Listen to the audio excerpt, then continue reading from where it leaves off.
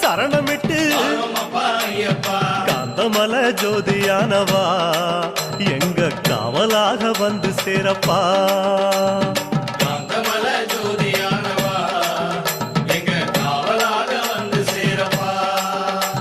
சந்நிதியில் கட்டும் கட்டி சபரிமலை காடு தேடி